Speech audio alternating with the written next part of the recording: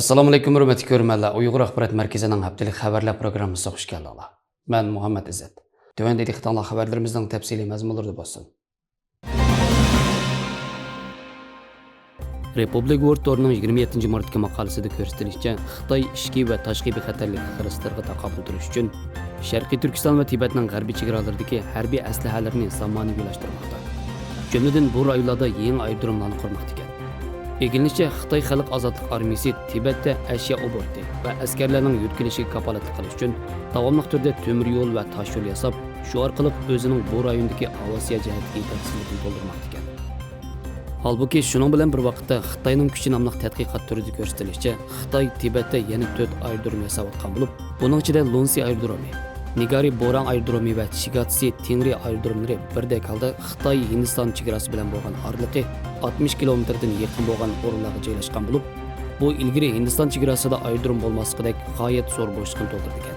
O'tgan 5 yilda Xitoy hukumatı Sharq Turkiston tavasida 15 aerodromni yangilagan bo'lib, buning 7si ham harbiy ham fuqaroviy ishlar uchun ishlatiladigan aerodromlar ekan. To'printorning 28 martdagi maqolasida ko'rsatilishicha, Xitoy Tashqi ishlar ministri Wang Yining 22 va 23 mart Pokistonda o'tkazilgan Islom hamkorlik tashkilotining 48-navbatdagi yig'inining taklif bilan qatnashishi Xitoyning musulmon ellardagi ta'sirining barg'ansiri kuchayotganligidan darak bergan.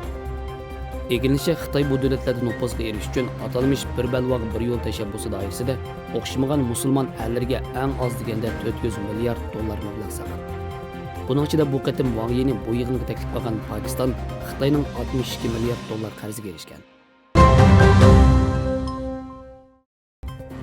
News Newtorning 30 martdagi xabariga ko'ra, Xitoyda atalmish davlat maxfiyatligini oshkorlash gumoni bilan tutib turilayotganligiga 19 oy bo'lgan Avstraliyalik televiziya riyosatchisi Chen Li sotnish olib turayotganda, Avstraliyaning Xitoyda turishliq bosh elchisi Graham Fletcher taratqularga o'zining bu sotga qatnashishiga ruxsat qilinmaganligini, shundaqla o'zining buningdan qattiq tashvishlanayotganligini, norozi bo'lganligini va pushaymon qilganligini bildirgan.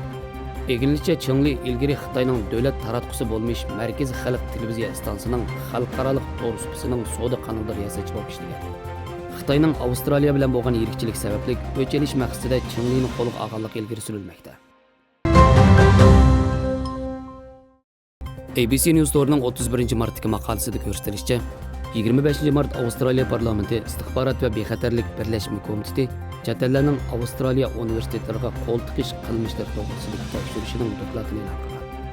Bu komitet tekshirish jarayonida kishilik huquqni kuzatish tashkiloti va boshqa guvohchilardan Xitoy hukumatining go'mashtalarining Avstraliya universitetlaridagi demokratiyani yoqlaydigan Xitoy o'quvchilariga va universitet xizmatchilariga tahdid solganligi va qo'rqitganligi.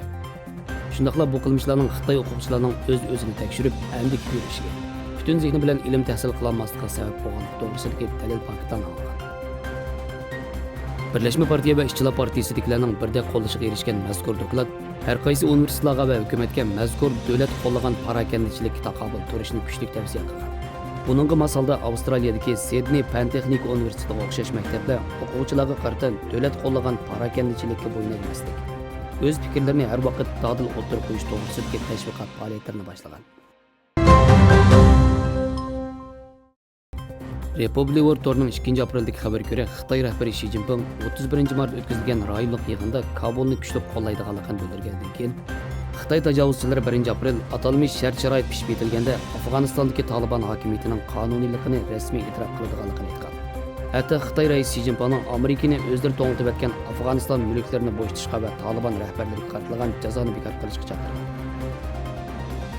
Xitoy tashqi ishlar ministri Wang Yi 31 mart Kabulga yetib borganda, Talibanning muavin bosh ministri Abdulg'ani Baradorning ishxonasi bayonot e'lon qilib, Xitoy Afg'oniston tuprog'ida ko'rilishi mumkin deb qargan barliq masalalar to'g'risida Wang Yiga kafolat berilgan. Mazkur kafolatning Uyg'urlarning Afg'onistonda Xitoyga qarshi harakatlar bilan shug'ullanishiga ruxsat qilinmasligini o'z ichiga olganligini. Buningdan sirt Xitoy izchil holda Afg'onistondagi echilmagan kon boyliqlarini o'z uchun muhim boyliq manbasi deb qarab, shuni qo'lga kirgizishning ko'yida yurmoqda. Xabarlarimizni ko'rganingizga rahmat. Ko'rishguncha omon bo'linglar. Xayr xo'sh, Allohga omonat.